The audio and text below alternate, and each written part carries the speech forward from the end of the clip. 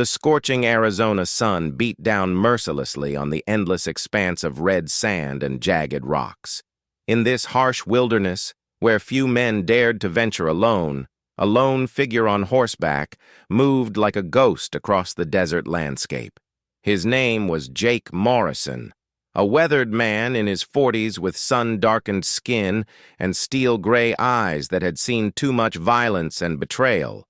Jake had been riding for 3 days straight, his black stallion Thunder picking its way carefully through the treacherous terrain. He was a man without a home, without family, carrying only the clothes on his back, a worn leather saddle, and the twin Colt revolvers that hung at his sides like faithful companions. Years ago, he had been a respected sheriff in a small frontier town. But a corrupt judge and a gang of ruthless outlaws had destroyed everything he held dear, including his beloved wife, Sarah. Now he wandered the desert, taking odd jobs, hunting bounties, and trying to forget the pain that gnawed at his heart like a hungry wolf. The desert had become his refuge, its silence and emptiness matching the hollowness he felt inside. But on this particular morning, as the sun climbed higher into the cloudless sky, Jake's solitary journey was about to take an unexpected turn. Thunder suddenly stopped, his ears pricked forward, sensing something that Jake's human senses had not yet detected. Jake dismounted and pressed his ear to the ground, an old trick learned from Apache scouts during his younger days. Through the earth, he could feel the rhythmic pounding of many horses, moving fast and purposefully across the desert floor. Climbing to the top of a nearby ridge, Jake pulled out his brass spyglass and scanned the horizon. What he saw made his blood run cold. In the distance, a large war party of Apache warriors was riding hard toward a rocky canyon, their war paint gleaming in the sunlight, their weapons raised high in anticipation of battle or ceremony. But it was not the warriors themselves that troubled Jake. Trailing behind the main group, bound and struggling on horseback, were 3 young Apache women. Even from this distance, Jake could see their desperate attempts to break free from the rawhide ropes that held them captive. Their long black hair flowed behind them like dark rivers, and their buckskin dresses were torn and dirty from their ordeal. Jake had lived on the frontier long enough to understand what he was witnessing. These were not prisoners of war from another tribe. The elaborate war paint on the warriors, the ceremonial feathers in their hair, and the direction they were heading all pointed to one terrible conclusion. These young women were being taken to the sacred canyon for an execution ceremony, likely accused of some grave transgression against tribal law. The Apache had their own justice system, harsh and unforgiving, especially when it came to matters of honor and tradition. Jake had heard stories from old traders and mountain men about such ceremonies, where those who violated sacred laws were put to death in ritualistic fashion to appease the spirits and maintain the tribe's spiritual balance. As he watched through his spyglass, Jake saw one of the young women, a girl who could not have been more than 18 years old, turn her face toward his direction. Even across the vast distance, he imagined he could see the fear and desperation in her dark eyes. Something deep inside his chest, a feeling he had buried since Sarah's death, stirred to life like embers being fanned by desert wind. Jake had no obligation to these Apache women. In fact, interfering with tribal justice could cost him his life. The Apache were fierce warriors, skilled in desert warfare, and they would not hesitate to kill any white man who dared to interrupt their sacred ceremonies. His rational mind told him to turn Thunder around and ride in the opposite direction, to forget what he had seen and continue his solitary journey through the wasteland. But as he collapsed his spyglass and prepared to mount his horse, memories of Sarah flooded back into his consciousness. He remembered her gentle smile, her compassion for all living creatures, and most of all, her words on the night before she died. "Jake, promise me you'll never stop fighting for those who cannot fight for themselves. That's what makes you different from the men who hurt us. That's what makes you good." Thunder sensed his master's internal struggle and pawed the ground impatiently. The sun was climbing higher, and the Apache war party was moving steadily toward their destination. If Jake was going to act, it had to be now before the warriors reached the sacred canyon and began their deadly ceremony. Jake had faced impossible odds before. During his days as a lawman, he had single-handedly tracked down the notorious Bledsoe gang, capturing 3 of them alive and sending the others running for their lives. He had survived ambushes, gunfights, and the kind of brutal frontier violence that would break most men. But this was different. This was not about law and order, or even personal revenge. This was about something more fundamental, more human. Looking one more time through his spyglass, Jake studied the terrain ahead. The war party was following a well-worn trail that wound through a series of narrow canyons and rocky outcroppings. If he could get ahead of them, if he could find the right position, there might be a chance to rescue the women without engaging the entire war party in direct combat. The odds were terrible. 1 man against 20 or more Apache warriors in their own territory, where they knew every rock and hiding place. But Jake had one advantage that might make the difference. Years of solitary desert travel had taught him to think like a ghost, to move without sound, and to strike from unexpected directions. He mounted Thunder and began riding parallel to the Apache Trail, staying well out of sight behind the ridges and rock formations. His mind was already working out a plan, calculating distances, timing, and the best possible escape routes. The young women's lives hung in the balance, and Jake Morrison, the man who had lost everything and thought he had nothing left to give, was about to discover that sometimes the desert gives a man one last chance to find his soul. The chase across the burning desert had begun, and before the sun set on this day, the lonely rider would either be a dead hero or the savior of 3 innocent lives. In the unforgiving landscape of the American frontier, where death lurked behind every rock and courage was measured in heartbeats, Jake Morrison was riding toward his destiny. Thunder's hooves pounded against the hard-packed earth as they raced through the maze of canyons and arroyos, the horse's powerful muscles working in perfect harmony with his rider's determination. Behind them, the dust of the Apache war party rose like a signal fire against the brilliant blue sky, marking their steady progress toward the place of execution. Jake knew the canyon they were heading for. It was called Devil's Throat by the local Mexican settlers, a sacred place where the Apache had conducted ceremonies for countless generations. High stone walls rose on all sides, creating a natural amphitheater where the sounds of drums and chanting would echo like thunder. Once the war party reached that place, rescue would become impossible. The race against time had begun, and in the heart of the desert, where mercy was as rare as water, a solitary rider was about to challenge fate itself. Jake pushed Thunder harder than he had ever pushed any horse before, racing through hidden valleys and dry creek beds that only a man who knew the desert intimately could navigate. The sun was now directly overhead, turning the landscape into a furnace of heat and blinding light. Sweat poured down his face and soaked through his shirt, but he pressed on, driven by a desperation he had not felt since the night Sarah died in his arms. As he crested a rocky hill overlooking the main trail, Jake could see the Apache war party more clearly. The warriors rode with the fluid grace of men born to the saddle, their painted faces set in expressions of grim purpose. At their head rode a massive warrior whose chest was covered in scars and whose war bonnet marked him as a chief or senior war leader. This man's presence explained everything. Only a leader of great authority could order the execution of tribal members.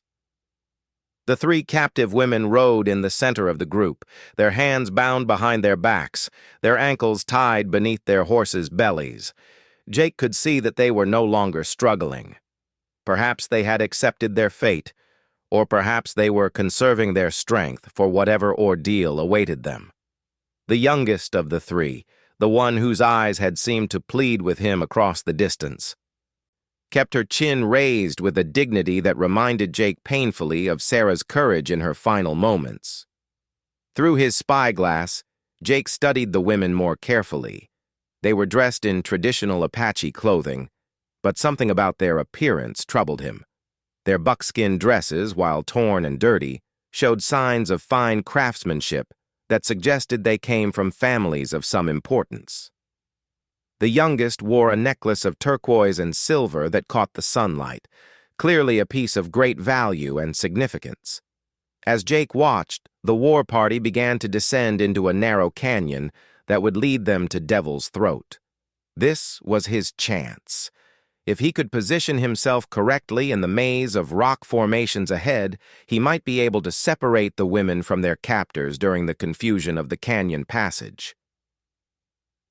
Jake guided Thunder down a treacherous slope that would normally take an hour to navigate safely, but they covered it in 20 minutes, the sure-footed stallion somehow finding purchase on loose rock and shifting sand. At the bottom, they entered a labyrinth of stone corridors and hidden passages that Jake had explored during his wandering days. The sound of approaching horses echoed off the canyon walls, growing louder with each passing moment. Jake dismounted and checked his weapons one final time. His twin Colts were loaded and ready, and he had a rifle in his saddle scabbard, but he hoped to avoid a direct confrontation. The Apache were legendary fighters, and even with surprise on his side, the odds of surviving a gunfight were slim. Instead, Jake had devised a more desperate plan. At a narrow point in the canyon where the walls closed in to form a bottleneck, he had noticed a pile of loose boulders balanced precariously on a ledge above the trail. If he could dislodge those rocks at precisely the right moment, he might be able to create enough chaos to grab the women and escape during the confusion. The plan was dangerous beyond belief. He would have to climb to the ledge, time the rock slide perfectly, somehow reach the women in the midst of panicked horses and angry warriors, cut their bonds and escape through a maze of canyons while being pursued by some of the finest trackers and fighters on the frontier. The chances of success were so small that any reasonable man would abandon the attempt.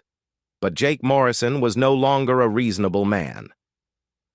The sight of those three young women facing certain death had awakened something in his soul that he thought had died with Sarah. For the first time in years, he had a purpose beyond mere survival, a reason to risk everything. The sound of hoofbeats was very close now.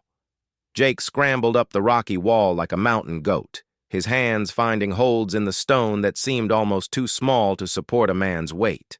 Loose pebbles scattered beneath his boots and tumbled down into the canyon, but the noise was masked by the echoing approach of the Apache horses. From his position on the ledge, Jake could see the entire war party as they entered the narrow passage below. The scarred war leader rode at the front, his eyes constantly scanning the canyon walls for signs of danger. Behind him came the main body of warriors, their weapons ready, their painted faces alert for any threat, and in the center, surrounded by guards, rode the three condemned women. Jake's heart nearly stopped when he saw the youngest woman's face clearly for the first time. She was breathtakingly beautiful, with high cheekbones and large, expressive eyes that held both fear and defiance. But it was not her beauty that shocked him. It was the unmistakable intelligence and spirit that shone from those eyes, the same qualities that had made him fall in love with Sarah all those years ago. The war party was directly beneath him now. Jake placed his hands against the largest boulder and took a deep breath. Everything depended on timing.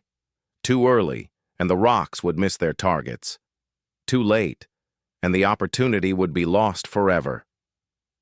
As the guards surrounding the women passed beneath his position, Jake threw his full weight against the boulder. For a terrifying moment, nothing happened. Then, with a grinding sound like thunder, the massive rock began to shift. Other stones, dislodged by the movement, started to tumble down the canyon wall. The effect was immediate and catastrophic. The lead boulder, weighing several tons, crashed down into the narrow passage with the force of an earthquake. Horses reared and screamed in terror. Warriors shouted in confusion and alarm. The entire war party was thrown into chaos as a cascade of smaller rocks continued to rain down from above. In the midst of the confusion, Jake rappelled down the canyon wall using a rope he had tied around a sturdy rock projection. He hit the ground running, his Colts drawn, not to kill, but to intimidate. The dust and noise were so overwhelming that for several crucial seconds, no one noticed the lone white man who had suddenly appeared among them. Jake reached the first of the captured women, an older woman with streaks of gray in her hair who looked at him with amazement rather than fear. With a quick slash of his knife, he cut the bonds that held her hands, then moved to the second woman, a girl of perhaps 20, who seemed too shocked to react to her sudden rescue. But it was the youngest woman who presented the greatest challenge. Her horse had been knocked down by falling rocks and was struggling to regain its footing. She was trapped beneath the animal, her leg pinned, her face twisted in pain. Without hesitation, Jake holstered his guns and threw his shoulder against the horse's flank, somehow finding the strength to help the animal struggle to its feet. The young woman's dark eyes met his as he cut her bonds, and in that instant, something passed between them that neither fully understood. It was not love. There was no time for such luxury in this moment of desperate danger. But it was a recognition, a connection between two souls who had both known suffering and refused to surrender to despair. "Can you ride?" Jake asked in the few Apache words he knew. She nodded, though he could see that her injured leg would make riding difficult.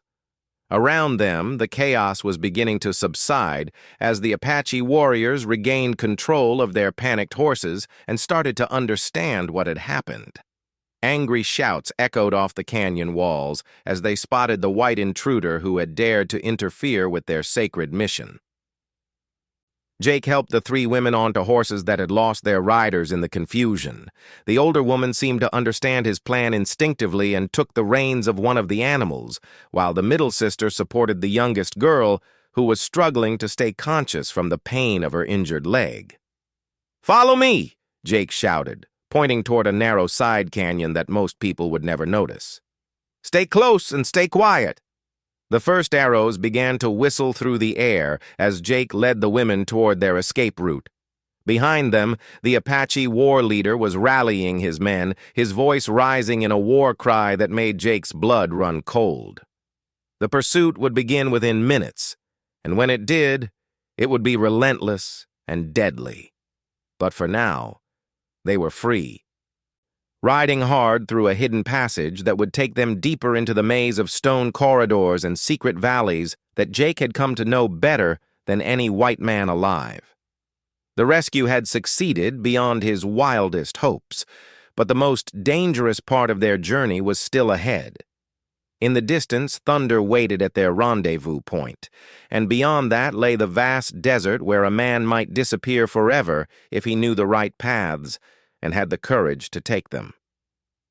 The three Apache Maidens were alive and free, but their escape had awakened a fury that would pursue them across the burning wasteland until either they reached safety or their enemies claimed their lives.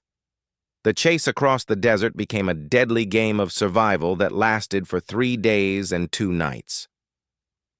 Jake led the three Apache women through a wilderness so harsh and unforgiving that even their own people rarely ventured into its deepest reaches. Behind them, the war party followed like hunting wolves, their tracking skills legendary, their determination absolute. On the first night, as they rested in a hidden cave that Jake had discovered years earlier, the youngest woman finally spoke. Her name was Ayanna, which meant eternal blossom in her language, and despite her pain from the injured leg, she possessed a strength of spirit that amazed Jake. The older woman was called Itzel, Ayanna's aunt and a respected medicine woman of the tribe. The third was Ciala, Ayanna's cousin, who had the quick reflexes of a born survivor. As they shared water from Jake's canteen and ate the dried meat from his saddlebags, Itzel began to tell him the story that had led to their condemnation. Her words, spoken in broken English mixed with Apache phrases that Ayanna translated, revealed a tale of corruption and injustice that made Jake's own troubles seem small by comparison. The three women had discovered that Red Hawk, the scarred war leader who was pursuing them, had been secretly selling weapons and information to Mexican slavers who raided Apache villages for captives. Worse still, Red Hawk had been planning to sell Ayanna herself to a wealthy Mexican rancher who collected beautiful Indian women like trophies. When the women tried to expose Red Hawk's treachery to the tribal council, they found that his corruption ran deeper than they had imagined. Several other warriors, and even some of the tribal elders, had been bought with Mexican gold. Instead of being praised for their loyalty to the tribe, the three women were accused of lying, of trying to destroy a great war leader's reputation, and ultimately of witchcraft, a crime punishable by death. The execution ceremony at Devil's Throat was to be their punishment, but Jake's rescue had exposed Red Hawk's guilt in an unexpected way. A truly innocent man would have accepted the judgment of fate when the rocks fell and the women escaped. But Red Hawk's furious pursuit, his willingness to violate sacred laws by following them into the forbidden desert, revealed the desperation of a guilty man who could not afford to let his accusers live. As Itzel finished her story, Jake understood that he had stumbled into something far larger than a simple rescue. These women possessed knowledge that could destroy Red Hawk's criminal network and save countless lives, but that knowledge also made them incredibly dangerous to powerful men who would stop at nothing to silence them. On the second day of their flight, the pursuit became more desperate. Red Hawk had split his forces, sending small groups of warriors along different routes to cut off their escape. Jake was forced to lead his charges through terrain so treacherous that they had to abandon their horses and continue on foot across razor-sharp lava fields that cut through their moccasins and left bloody trails on the black stone. Ayanna's injured leg had become infected, and she was burning with fever. Several times she collapsed, and Jake had to carry her across particularly difficult passages. During these moments, when her feverish mind wandered, she spoke of visions and dreams that seemed to predict their fate. In her delirium, she called Jake by a name in her own language that Itzel later translated as Ghost Walker, one who moves between the world of the living and the dead. By the third day, their water was nearly gone, and Jake knew they were approaching the limits of human endurance. The desert heat was merciless, and their pursuers seemed to be drawing closer despite all his efforts to throw them off the trail. It was then that Itzel made a suggestion that chilled Jake to the bone. She knew of a place, a hidden valley deep in the Forbidden Mountains, where Apache legends said the spirits of ancient warriors still walked. The valley contained a spring of pure water and shelter from the desert sun, but it was protected by supernatural guardians who would kill any living person who entered without proper spiritual preparation. Jake had heard such stories before and dismissed them as primitive superstition, but as he looked at Ayanna's fevered face and saw the exhaustion in all their eyes, he realized they had no other choice. They needed water and rest, and they needed a place where even Apache warriors might hesitate to follow. The climb to the hidden valley nearly killed them all. They ascended through a maze of vertical rock faces and narrow ledges where one false step would mean a fatal fall. Ayanna had to be carried most of the way, her fever making her delirious and causing her to speak constantly to spirits that only she could see. When they finally reached the valley entrance, Jake understood why the Apache considered it sacred. The narrow canyon opened into a circular basin surrounded by towering red cliffs that seemed to touch the sky. In the center lay a crystal-clear pool fed by an underground spring, and the air itself seemed different here, cooler and filled with a strange energy that made the hair on Jake's arms stand up. But it was the silence that truly unsettled him. In this place, even the desert wind made no sound, and their own voices seemed muffled and distant. Ancient pictographs covered the cliff walls, depicting scenes of battles and ceremonies that must have taken place centuries ago. Some of the paintings showed warriors with supernatural powers, men who could fly like eagles or move like shadows. As they drank from the sacred spring and bathed Ayana's wounds in its healing waters, strange things began to happen. Jake heard voices speaking in languages he did not understand, and he saw movement in his peripheral vision that vanished when he turned to look directly. Itzel seemed unsurprised by these phenomena and began chanting in low tones, performing rituals that she said would protect them from the guardian spirits. On the fourth morning, as Ayana's fever finally broke and her strength began to return, Red Hawk and his warriors arrived at the valley entrance. But something extraordinary happened. As Jake watched through his spyglass, he saw the Apache leader dismount and approach the sacred entrance on foot, his weapons laid aside, his head bowed in respect or fear. For hours, Red Hawk stood at the threshold of the valley, calling out to the women inside, demanding that they surrender and face their punishment. But he would not enter the sacred space himself, and his warriors remained mounted at a respectful distance, their faces showing the same supernatural dread that Jake was beginning to feel. It was Ayana who finally explained what was happening. The sacred valley was indeed protected by ancient spirits, but not in the way Jake had imagined. According to Apache law and tradition, anyone who entered this place became untouchable, protected by powers older than the tribe itself.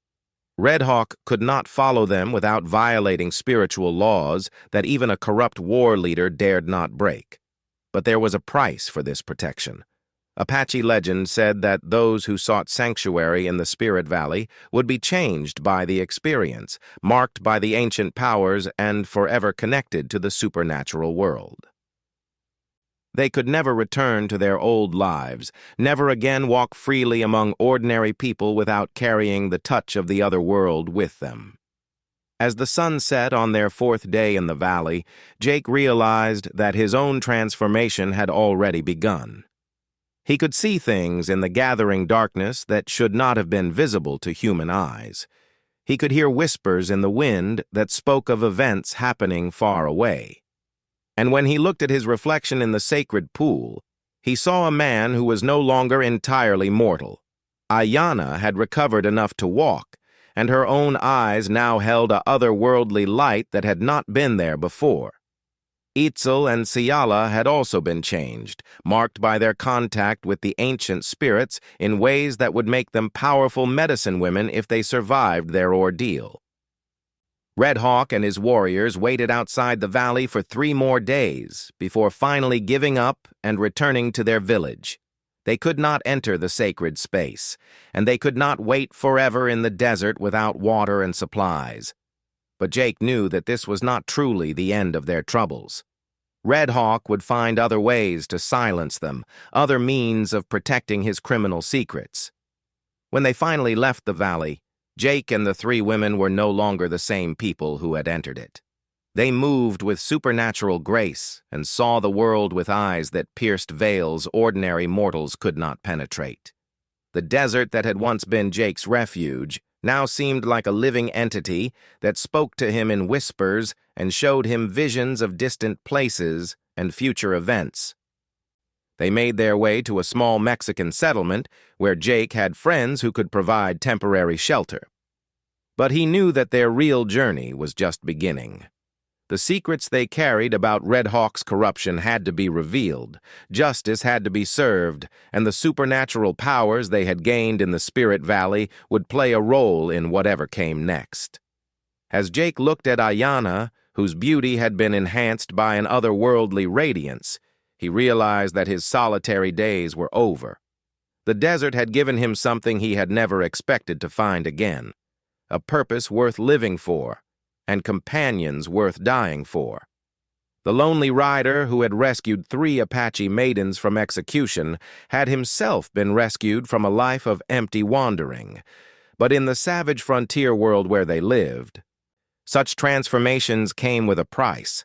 The spirits that had marked them demanded service, and the enemies they had made would not rest until they were destroyed. The real adventure was just beginning, and the secrets of the frontier ran deeper and darker than any of them had imagined. In the distance, Thunder waited with the patience of a horse who understood that his master had found something more valuable than gold or safety. The solitary desert rider had become something more than human, and his destiny was now intertwined with powers and purposes that would shape the future of everyone who lived in the shadow of the sacred mountains.